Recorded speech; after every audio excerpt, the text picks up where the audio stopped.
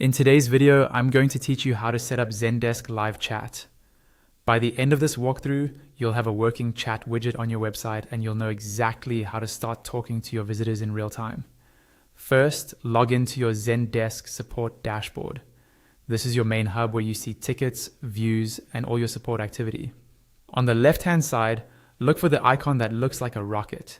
That rocket icon opens the Zendesk Admin Center, which is where you manage your channels, settings, and overall configuration. Go ahead and click that to move into the admin area. Once you're in the admin center, focus again on the left-hand panel. Find the section called Channels and click it to expand the options underneath.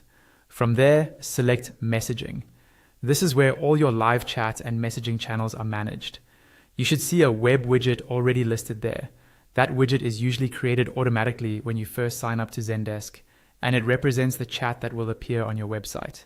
If you ever want to connect a different type of channel, like social messaging or another platform, you can go to the top right and click Add Channel. A drop-down will appear with different platforms you can connect. For this tutorial though, we'll keep it simple and stick with the web widget, so click to open that existing widget. Inside the widget settings, look for a section called Installation and click it to expand. Here, Zendesk provides a code snippet for your chat support. This is a small piece of JavaScript that you need to add to your website so the chat bubble can appear. Copy that entire snippet, then paste it into your website's code just before the closing body tag, which looks like the text body greater than. Make sure you add it on every page where you want the chat widget to show up. If you're using a website builder or CMS, there's usually a specific area for adding code to the footer or body section. Once that's done, go back to your Zendesk agent workspace or main dashboard. At the top right, look for your profile or status icon. Click it, and from the drop-down, set your status to online.